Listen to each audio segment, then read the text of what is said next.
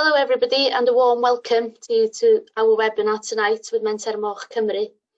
I'm Elin Hab-Jones and I'm Menter Moch Development Officer for North Wales. Croeso cynnes i chi heno I ein webinar gyda Menter Moch Cymru. Fi yw byddag datblygu Menter Moch Cymru yma yn y Gogledd. Tonight's theme is respiratory disease in pigs. Thema heno yw clefyd anadlol mewn moch. Felly, diolch fawr iawn am ymuno efo ni. Thank you very much for joining us. We're delighted to have Alex Thompson with us for this webinar on a very important topic tonight. And I'd like to just explain before moving on. You're welcome to ask questions throughout the webinar using the Q&A at the bottom of your screen. And we'll try our best to come up to answer all of these throughout the webinar at the end of the webinar. If not, we'll come back to you and answer them over email. Therefore, without any further ado, I'd like to hand over to Alex for the next 3/4 of an hour for a webinar. Thank you very much. Thanks, Ellen, and evening, everybody. Thanks for joining us again. I'm going to just share my screen so you can see my presentation. So as we saw in the introduction, we're going to be talking about respiratory disease in pigs. As with everything in pigs, this is not a totally exclusive list because respiratory disease in pigs is quite a big area. I've picked three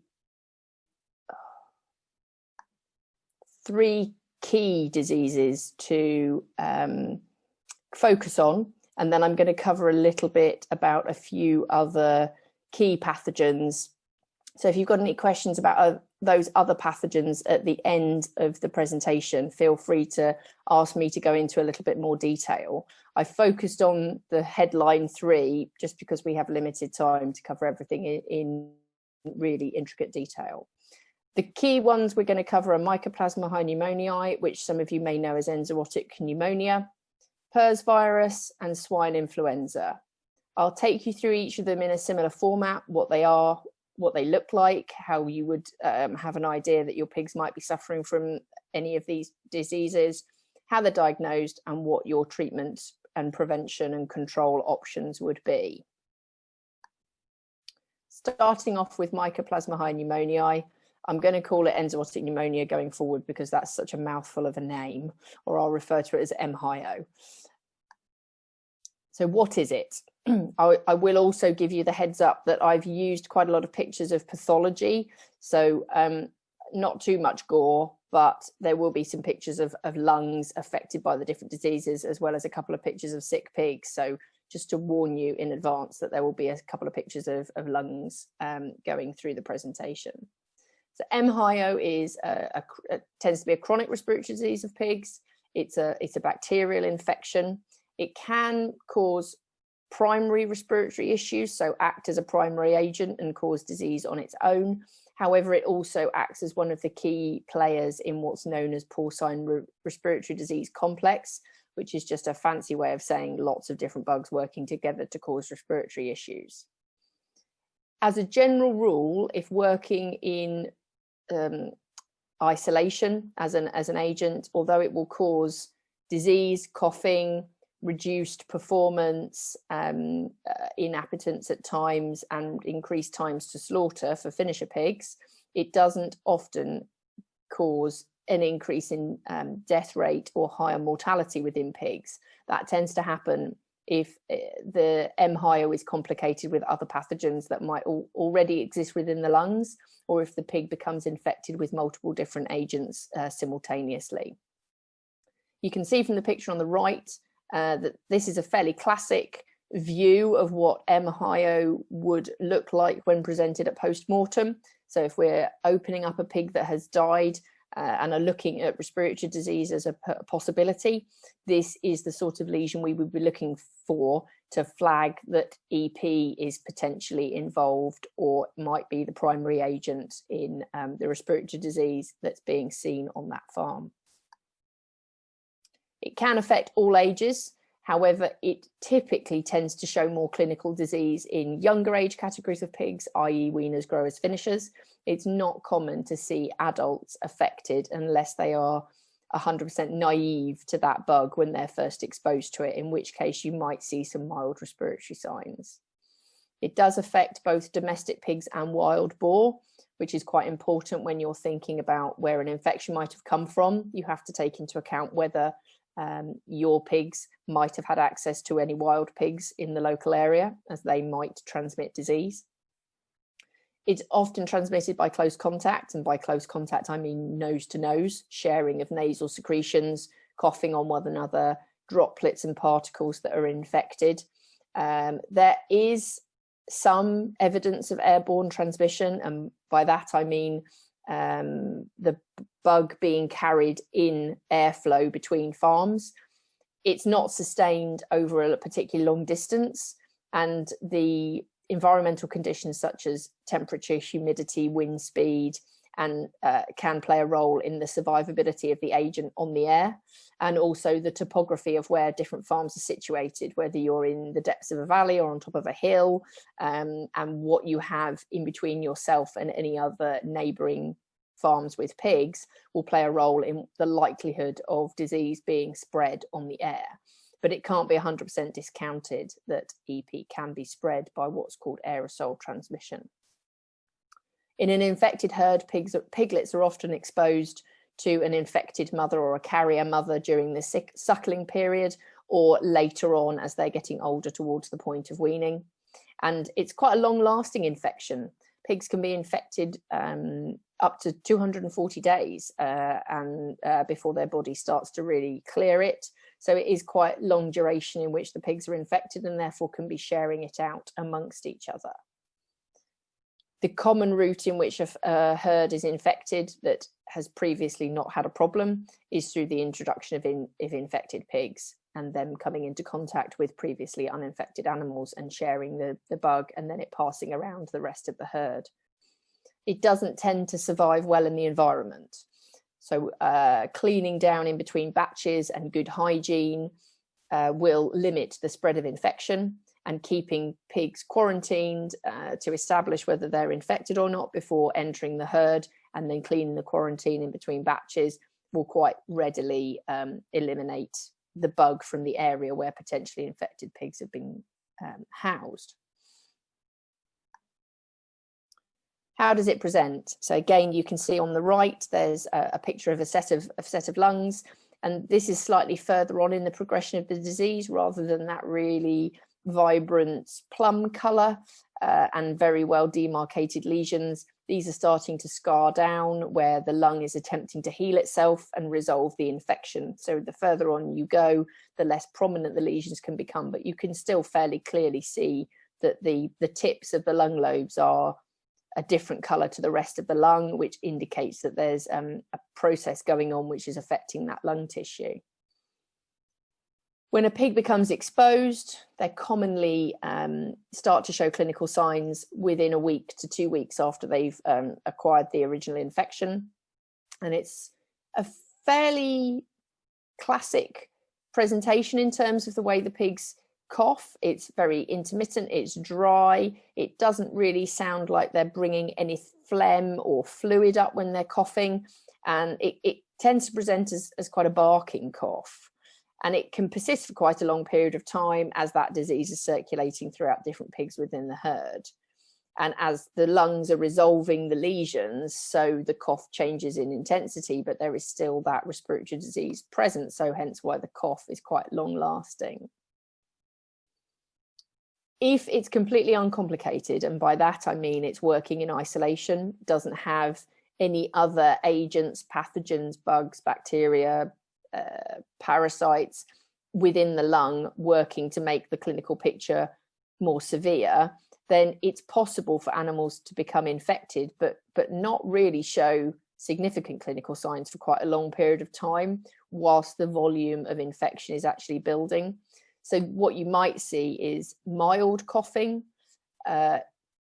linked with maybe a bit of ill thrift, not fantastic feed intakes, but it might not necessarily present as pigs hacking and hacking and hacking and really coughing and losing vast volumes of weight, it may be a lot more subtle. And I've got this with a herd that we're dealing with currently within the practice, where they've acquired this infection, but because they're outdoors, it's moving around the herd very, very slowly. So clinical signs are quite mild because it's taking a while for pigs to become infected. So it's not immediately obvious when you visit that herd that they've recently acquired the infection until you spend a bit of time seeing how the different age groups and categories of pigs are actually responding. When we're describing an epidemic infection, it's when it's suddenly appeared in a herd which has never been exposed before and has spread very, very quickly throughout the pigs, and therefore you get a multitude of different ages affected. And because it may well be working in conjunction with other pathogens in the lungs, other respiratory diseases, that's when you can get the higher mortality, when you get this sort of sudden explosive disease picture. When we talk about endemic disease, it explains a herd which has had the infection for a longer period of time. It's moving around more slowly, and the age categories of pigs have previously been exposed and are now developing some form of immunity, which means you're more likely to see disease in growers and finishers because they are the more naive section of the herd which may only recently have become exposed as they have acquired the infection from mum and are then growing up.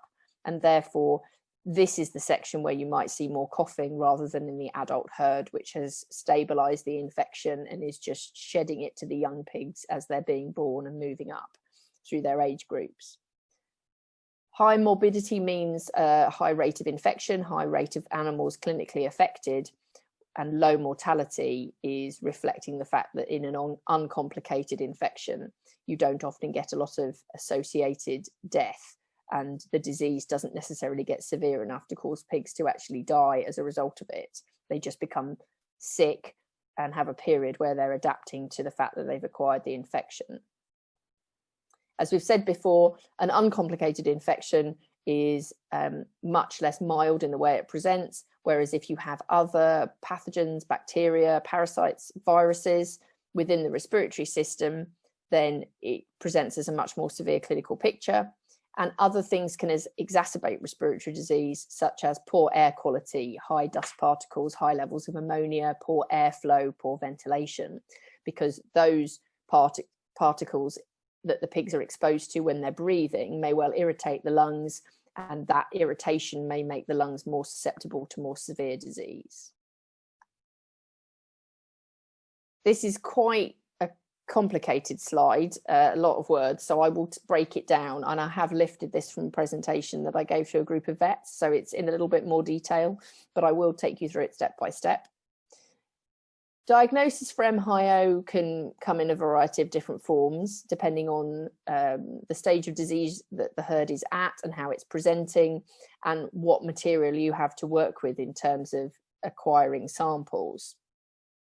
Clinical signs, lung lesions seen at abattoir that might be recorded by the meat inspectors or the abattoir staff, and lesions that you see on post-mortem if you're examining pigs on farm, can give an indication, but they're really not conclusive because lots of the other different respiratory pathogens can actually present lesions that are very similar.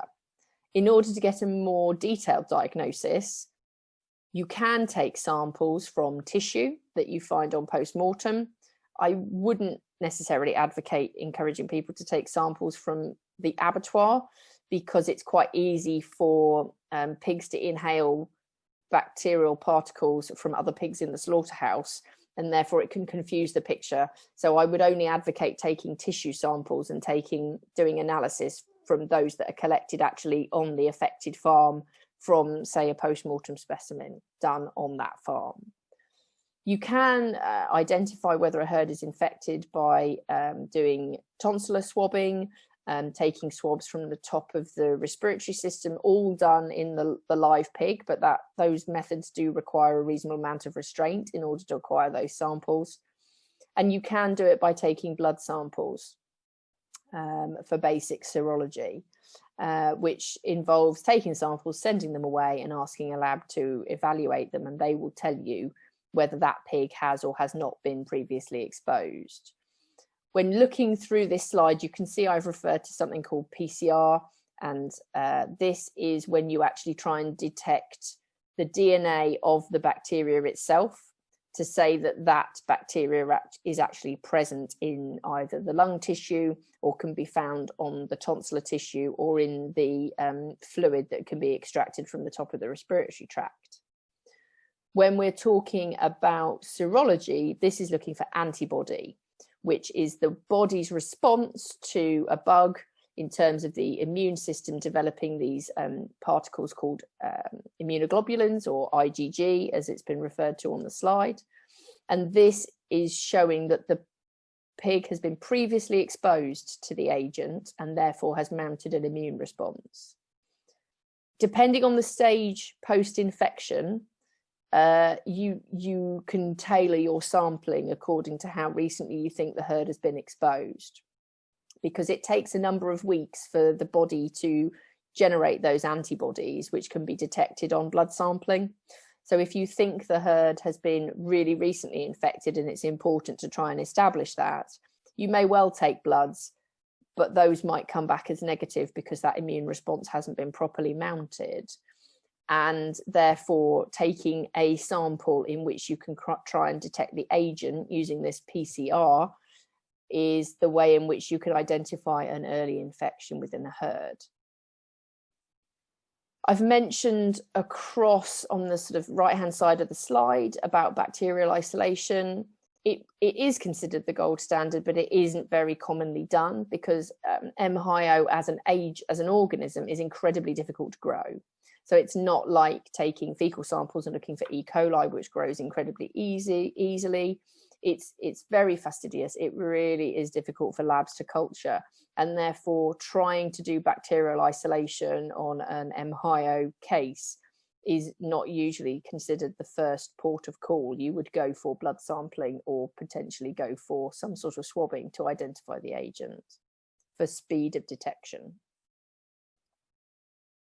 Treatment-wise, there are a number of different treatments that you can go for, and normally I would say you should base your treatment on an antimicrobial profile, but because culture is incredibly difficult and not commonly done, doing a profile to try and determine what the most susceptible or useful antibiotic is quite difficult to do, in which case I'm basing it on experience and history and various texts that are out there, and therefore your choice is in the compounds of tetracyclines, timulin, avicin, draxin, those sorts of families of drugs.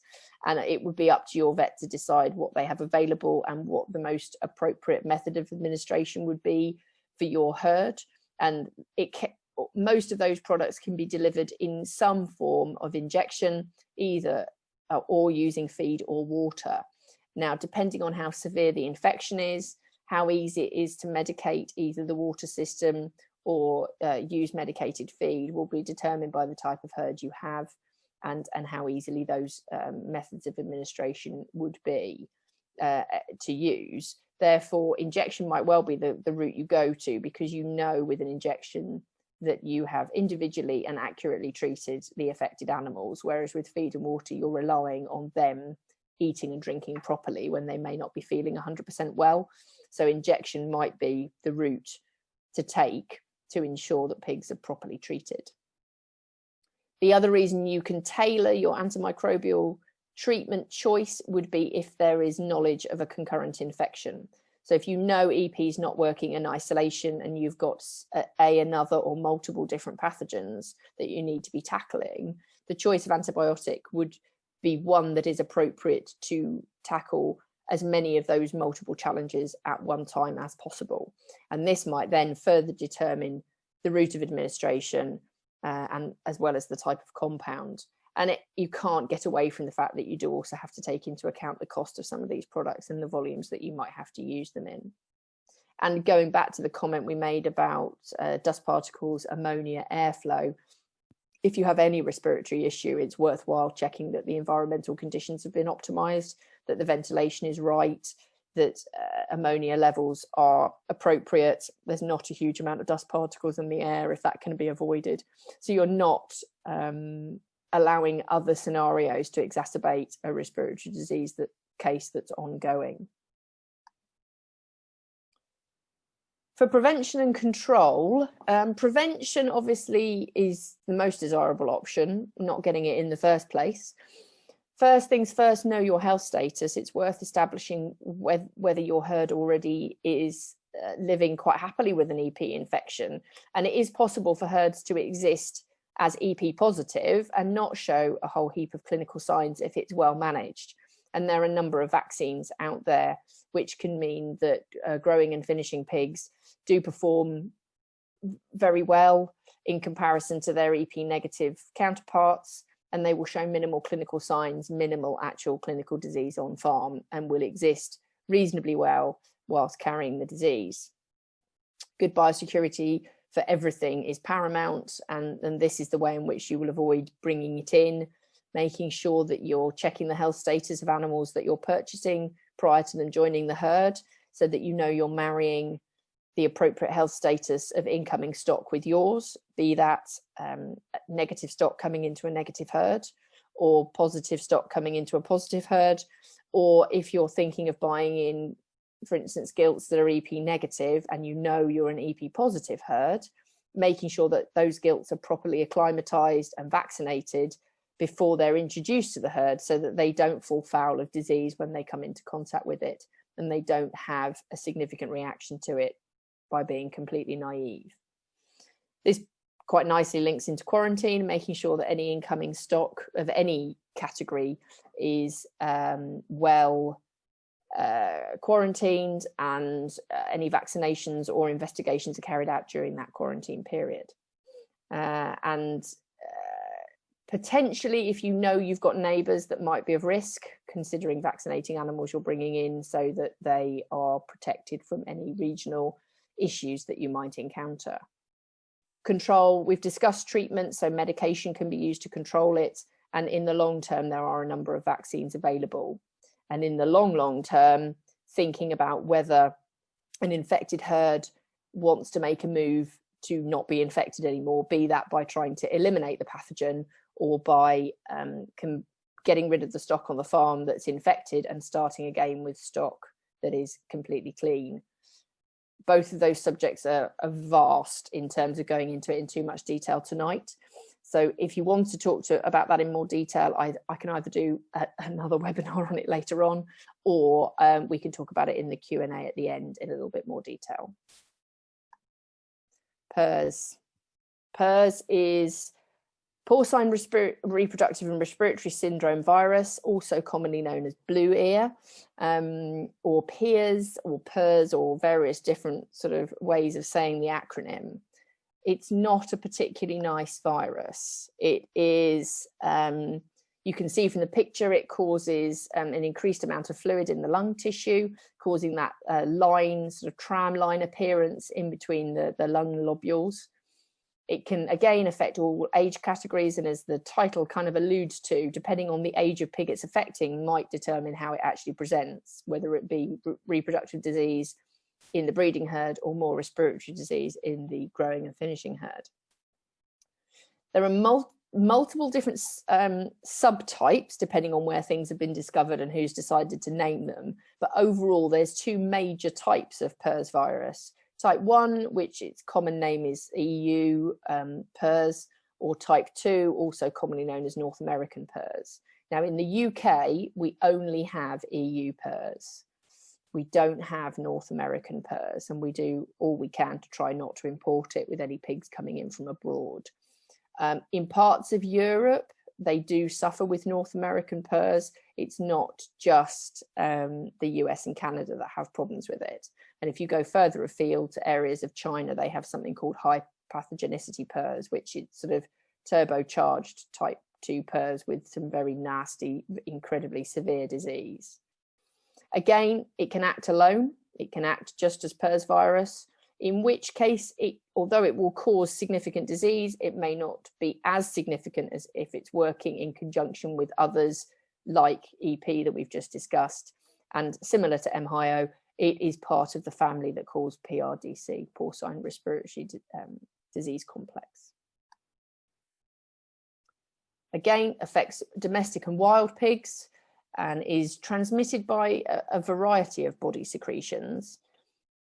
Oronasal secretions and urine and feces and milk is obviously more direct, so involved in the pig-to-pig transmission. Also, blood is quite important in terms of pig-to-pig transmission, but also moving the disease around within a herd by using the same needle to do multiple vaccinations, and therefore sharing infective material between different animals as you go around and inject them. One of the critical ones is semen transfer. So checking if you're using AI that the place that you're getting it from is monitoring regularly for PRRS, because it can come in with AI, and that can cause quite significant problems in a herd that hasn't previously been exposed if it breaks down as a result of AI coming in. It's always worth not only checking out the health status of live animals you might be looking to purchase, but also semen if you're looking to purchase that to do AI. Aerosol transmission, as we discussed with EP, is also possible, and similar to EP, it's not been well documented how easily it is transmitted over particularly large distances, and it is affected by environmental condition and topography. But you shouldn't completely reject the idea that if you have very close neighbours, there is a possibility that disease, respiratory disease particularly, can be shared on the air between herds that live in relatively close proximity to one another. Again, another shot of a similar set of lungs where you can see that very clear line formation across the lung tissue. This is, again, as I say, this is due to fluid buildup in between the different component parts of the lungs. PRRS infection occurs quite quickly, between a day and a week after pigs have been exposed, but again, it could be longer. The common signs across most age categories are fever, reduced appetite, lethargy. The reason why it's called blue ear is because you can get this reddening or blotching or bluing of extremities, hence why blue ear. And this, even acting alone, can cause an increase in mortality. It's quite a lot more severe in terms of disease and disease processes than something like EP, which doesn't often cause a rise in mortality if acting alone. The severity varies between the different types. So we've discussed the fact that there's type 1 and type 2, the EU and US. Typically, type 2 PRRS is quite a lot more severe. If you read information coming across from Canada and the States, their description of PRRS, although similar, is quite a lot more severe than what we would see in the UK. And as I say, they do suffer in some countries on mainland Europe with North America PRRS as well as EU PRRS. And again, the more high pathogenicity that you see in the Far East takes the severe disease of North American PRRS and adds to it in terms of severity. The type of herd that's infected, so if it's a herd that's previously been exposed and acquires another wild type infection, we'll see much more mild disease than a herd that has never been exposed to PRRS in its lifetime, and therefore will have a much more explosive disease presentation. And whether it's a breeding herd or a finisher herd, how that presents in terms of the diseases that you will see.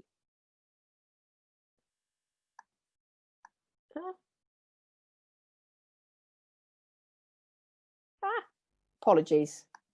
I will share my screen again. I don't quite know what happened there. So the reproductive signs of PRRS, which obviously is going to occur in the breeding herd more frequently than you would see in any other area, because you're not expecting growers and finishers to show signs related with breeding. So you would see poor conception rate, irregular returns, and all of those signs. In varying degrees of combinations, it's not necessarily a tick list that you've got to get to the bottom to say that you've actually got a PRRS infection. To be honest, if I was approached by someone saying, I think my conception rate's not particularly good and I've got a lot of irregular returns and I've seen a few more stillbirths, I would start to ring the alarm bells that I need to be investigating whether there might be PERS involved in that process. I don't need to see everything in order to start investigating. I need to see a smattering of different clinical signs which start to put together a picture. Overall fertility can just deteriorate, and that might be because of the signs that you see in the females, such as the sort of poor conception rate and irregular returns, but also because bores are affected. It's not in isolation a problem with females. You will get decreased libido, sperm quality will deteriorate, they may well have reduced volume, and therefore they play their part when infected in terms of reducing the overall herd fertility. The respiratory signs can be seen in the adult herd, the breeding herd, on top of the existing reproductive signs. And then in the feeding herd is where you would see the much more significant respiratory signs. And again, similarly to the reproductive signs, this is not a tick chart. You don't need to see all of these in order to say, I think I might have something that's worth investigating. Any of these would lead me, as part of a respiratory investigation, to think about PERS. And actually, as a baseline in terms of establishing herd health status, I would always do a PERS check. And if I'm investigating a respiratory disease outbreak, even if it's a herd where I've previously established absence of PERS, as soon as respiratory disease becomes evident, I would be utilising testing to check whether there's been a change in health status. Diagnosis for PERS is similar to EP, but you do have some other tricks that you can use in terms of diagnosis, because there are some more developed tests that are a little bit less invasive that are validated for testing for PERS. So the traditional way would be taking blood samples, similar to looking for EP. And in this case, for PERS, you can actually use blood to test for both virus circulating in the blood, which would be an early indicator test. And you can also check for antibody. And similarly to EP, you need the pigs to have been infected for a number of weeks before they start to develop antibody that would be detectable on blood sampling. You can do tissue collection at post-mortem. So if there's been an increase in mortality, I would always do post-mortems when I visit a respiratory disease outbreak of affected pigs. And as part of that, I could collect tissue sections from the lungs and the airways, which would give me an indicator of what might be the agent causing the problem. The difference with PERS is that you have the option of taking oral fluids. And that, as you can see from the picture, involves hanging ropes in pens and allowing the pigs to chew them for a period of time until they're absolutely soaked with the fluid which is slopping around in their mouth. And then you wring out those ropes and collect the fluid, and then that can be analysed to identify whether there is a PERS challenge in the herd.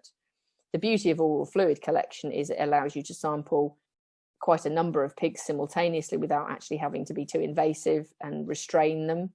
So that is an option if either restraint is difficult or if you need to sample quite a few pigs in an area where it's difficult to handle them any other way.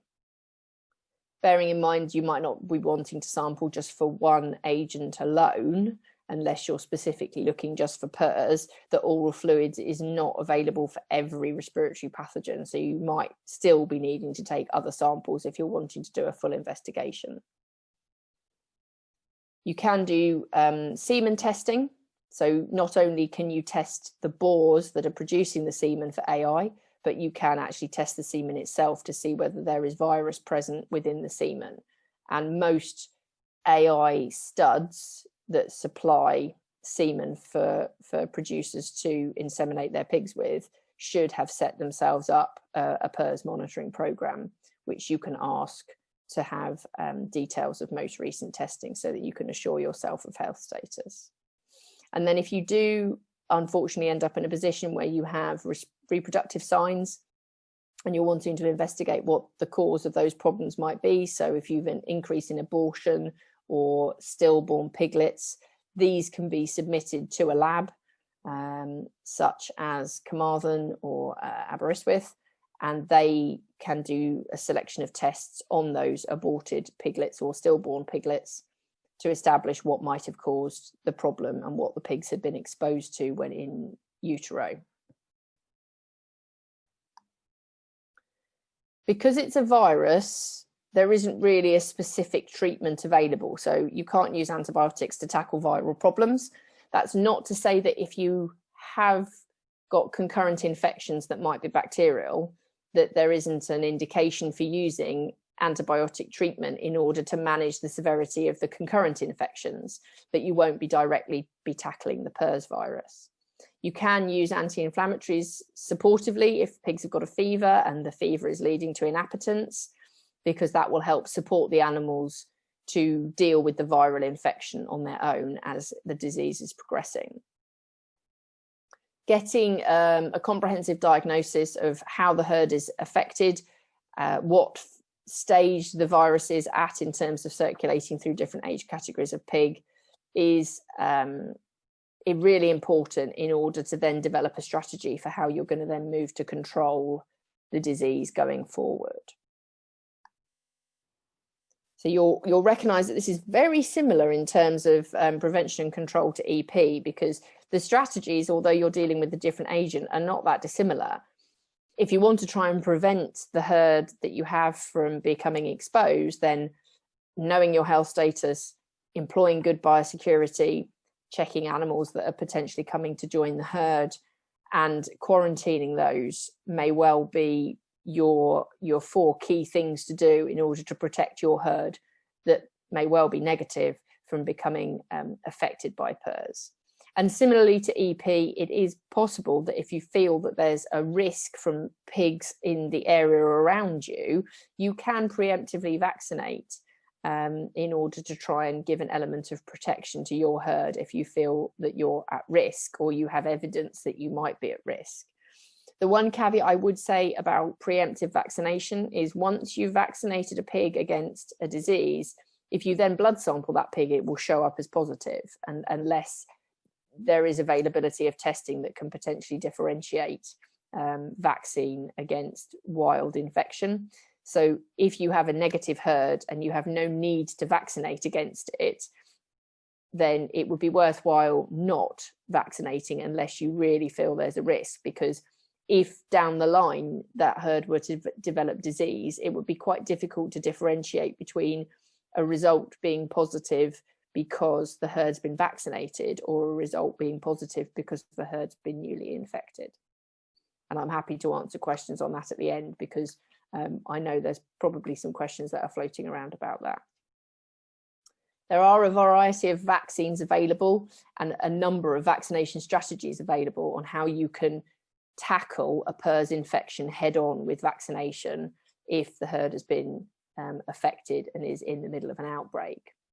The aim with most PRRS vaccination strategies initially is to stabilise the herd so that ultimately the sow herd producing piglets is stable and therefore producing a piglet that is not carrying PRRS virus. And to do that, you would use a period of vaccination in order to achieve it. If you, for instance, just have growers and finishers, then and you know they're PRRS positive, then you can vaccinate in order to mitigate against severity of clinical signs. And that will help to mean that herd then performs reasonably well in the face of a challenge.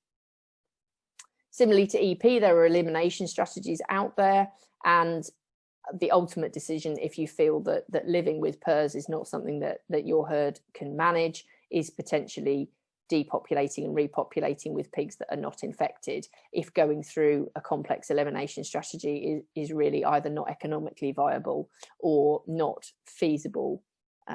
Both of those would need quite a lot of discussion with your vet in order to set them up and to run them effectively. Again, happy to discuss that at the end or in another webinar if people want to go into that in more detail.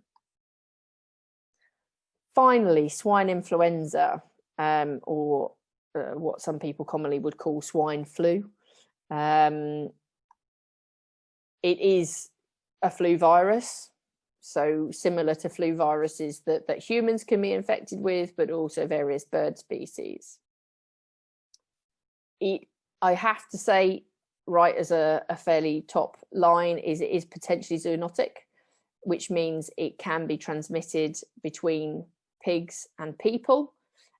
It has been documented as moving in that direction, but more commonly what I see is it moves in the other direction, which is called reverse zoonosis, where a person that is suffering from influenza can then infect a naive pig herd with influenza virus. And I have seen that throughout the years I've been in practice, where when a herd has started to cough and show the clinical signs of influenza, when you backtrack through the timeline and ask a question about whether anyone dealing with the pigs has had flu recently and has been in work while showing clinical signs of flu, it's not uncommon for someone to say, oh, well, yes, a couple of weeks back, X wasn't feeling particularly great, but did still come in. And then you start to figure out that maybe they've actually passed the flu on to the pigs. Similar to flu in humans, it's pretty infectious, and so it spreads quite quickly through a herd. It is nose to nose, so sneezing on pigs from one to one another, or physical touching of noses and sharing secretions. Again, it's a respiratory disease, so respiratory particles that go into the air that are infected could potentially move between herds. Again, not particularly well documented how far that can actually transmit, but it's not to be 100% discounted. Similarly to EP, not particularly high morbidity, not particularly high mortality. So particularly in an uncomplicated scenario, you don't often get a massive rise in infection rate, but it is very high morbidity. So once it gets into a herd, it invariably gets throughout all different age categories of pigs. Clinical signs, similar to us, really. It's not dissimilar to how a human would present with flu. Appears fairly quickly after they're infected, and provided it is uncomplicated, it often resolves fairly quickly. Although if you take into account that unlike a single person picking up infection could clear it within a week, for example, an individual pig might clear disease within a week, but its neighbour may have picked up the disease 2 or 3 days after the first pig did. So the whole herd may take longer than a week to totally clear disease, because each individual pig might take up to a week to clear disease. Similarly to humans, fever, lethargy, not really feeling like eating, possibly difficulty breathing, and then the weight loss is associated with the not really wanting to eat, and then nasal discharge, conjunctivitis, which might manifest itself as runny eyes, and then sneezing and coughing and all the other things that go along with having a respiratory tract infection. Abortion can occur with flu, but not usually, because the flu virus is directly acting on the piglets that are in utero at the time of infection. It's more related to the fact that if the sow herself spikes a really high fever, there's a point at which the body decides it's not possible to support a pregnancy any longer, because the sow needs to focus on correcting her own health issues. So the abortion is often caused by the high fever rather than the flu virus actually acting directly on the piglets. And again, it can be an agent of porcine respiratory disease complex, so concurrent infections can occur, and that will make the disease picture more complicated. You can see from the picture this pig looks pretty miserable, and is a fairly good example of a pig that's affected by flu. You can see slightly swollen eyes where there's some conjunctivitis going on, and generally looking a bit lethargic, fairly high fever, not really feeling up to doing much at all. And those of you that have had flu can probably sympathise with how that pig's currently feeling. So diagnostics, clinical signs: an increase in coughing, an increase in sneezing, the runny eyes, snotty noses are quite a good indicator. But again, as with most respiratory diseases, it's not a gold standard way of actually diagnosing. So you take your clinical signs, and then you work out what your appropriate diagnostic testing is going to be. You can take nasal swabs from pigs.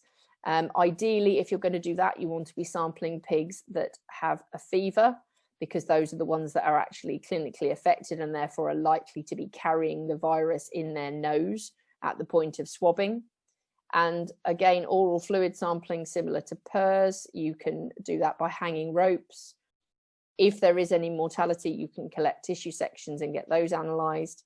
And if it's not appropriate to do any of those, then you can take bloods as well and do serology. Now, the reason why you might need to take 2 bloods with a gap of about 3 weeks apart is because of the way the disease presents and causes increasing antibody levels as the pigs move away in time from the point they're originally infected. So you would work out whether a pig has had an active infection by identifying what's called a rising titer. So you take the first blood sample and then the second blood sample 3 weeks later, you run them concurrently and you compare the figures to see whether there's an evidence of increasing amounts of antibody in the blood, which would show that there has been an active infection. So don't be surprised if your vet suggests identifying the pigs that are sampled are coming back to take further samples in order to be more sure of what the diagnostic outcome is. It's a virus, so there's no antibiotic treatment that will act specifically on the flu virus, similar to the advice that you get from the doctors. If you're presenting with flu signs, it's all about supportive therapy, anti-inflammatories, which there are injectables and water-soluble anti-inflammatories available for pigs, and making sure pigs are hydrated, that they have easy access to palatable food. So if they feel like eating, they can eat something in small volume. And then if you do know that there's concurrent infection, then there may be an indication for antibiotic treatment, because you'll be attacking the concurrent infection rather than actually tackling the flu virus itself. Again, prevention and control, knowing your health status, so you can check to see whether the herd may have been previously exposed to flu. It's not quite so easy and not quite so cut and dried as with, say, MHIO or PERS. Good biosecurity, so protecting the herd against incursion of other pigs that may be affected with flu virus. Again, checking the health status of incoming pigs prior to purchase, quarantining incoming animals so they have a time to develop disease whilst in quarantine before they come in contact with the rest of the herd. As we've said, there is a possibility of reverse zoonosis. So if people that typically work with the pigs have come down with flu, have flu clinical signs themselves, ideally you should avoid having contact with the pigs until those flu signs have resolved. And I talk to a number of producers that work with pigs on a regular basis about considering having the seasonal flu vaccine themselves in order to protect themselves and their families, but also to potentially reduce the chances of them having severe clinical signs and therefore potentially passing flu onto their pig herds. And as a vet, I do have the seasonal flu vaccine every year because of the fact that I work with pigs day in, day out. In terms of control, if your herd does come down with influenza, initially you go for the treatment options, the supportive therapies, the anti-inflammatories, but going forward, you would consider whether a vaccination strategy is appropriate. And by doing some diagnostics to establish which particular types of flu, of which there are many, and you've probably seen various news reports about flu outbreaks around the world in human populations, and they refer to H and N numbers, so H1N1, H1N2, H2N3. So those determine the particular type of flu that might be circulating. And similarly in pigs, the vaccination you choose can be tailored a little bit towards the serotypes that are found on farm. Unlike in the human population, we don't develop a new flu vaccine annually like they do for human vaccination, because that's prohibitively expensive for most pharmaceutical companies to do every year. However, most of the current flu vaccines available do give a good breadth of coverage about the ever-changing picture of flu viruses that are out there. As I mentioned, that is a bit of a whistle-stop tour of 3 of the really key pathogens that commonly get spoken about. But just to give you a bit of context for some of the other things that are out there, which either you might have had direct experience with or you might have heard about, I've got some pictorial representations of how these look like on post-mortem. So I'll just give you the heads up. There's a few more gory pictures to come. So APP, or Actinobacillus pleuropneumoniae, on the left, you can see that's quite a nasty advanced lesion, which is a large red area with a central abscess. And on that abscess is a small area of pleurisy, which effectively sticks that part of the lung to the thoracic, the chest wall. That pleurisy can be more widespread and the lesions can be a little bit more subtle. This is a bacterial disease which can cause quite severe presentation in terms of clinical signs and reasonably high mortality. Can act alone, but will also act in conjunction with flu virus or PRRS and some of the other bacterial infections. And when mixed with those other pathogens can be considerably more severe and cause much higher mortality than it would on its own. On the right-hand side is something called Glasser's disease or Haemophilus parasuis. You can see that's quite a nasty presentation where the lungs should be just looks a bit sort of cheesy and sticky, and again over the contents of the abdomen. This is a really nasty bacterial infection that affects the chest wall, the surface around the heart, all the surfaces over the abdominal organs, and also the joints. So clinically, it might present as lame pigs, pigs with laboured breathing, and a sudden spike in mortality. And it can sometimes present similarly to meningitis, with pigs seeming to have seizures or fits and unable to stand. Both of these definitely warrant a more close veterinary inspection, but as a general rule, the easiest way to diagnose both of these is by doing post-mortem examinations on the pigs that have died, and that can either be on farm as part of a veterinary visit or by submitting carcasses to a local lab to have post-mortems done there. Then on to some parasites, as a bit of a nod to the next webinar, which I'm doing based on parasites. Lungworm, which is Metastrongylus apri on the left, and you can just see in amongst all the froth some things that look like I've drawn little fine hairlines all over the picture. These are actually the worms living in the diaphragmatic lobe of the lung. So the adult worms live inside the airways and shed their eggs, which are then coughed up and swallowed and then passed out as in fecal matter and then picked up again from the environment. This can cause quite severe respiratory disease, obviously because of the irritation of the airways and the irritation of having the parasites actually living inside the lungs, and can cause an increase in mortality, particularly if linked with some of the other respiratory pathogens. And then on the right, I haven't made a mistake and put a picture of liver in when I'm talking about respiratory disease. However, the most common way people would recognize Ascaris suum is through milk spot condemnation of livers at slaughter. Actually, the ascarid worm doesn't just go through the liver, it also passes through the lungs. And as part of that passage through the lungs, it can cause a period of transient coughing. So don't completely discount parasitic infection when looking at respiratory disease. It is worth considering whether it is either of these two that might be involved. And again, maybe not alone, but might be part of a complex of other diseases, bacteria, viruses, all working together alongside the parasites. So I always put in a little bit about where I've got my information from.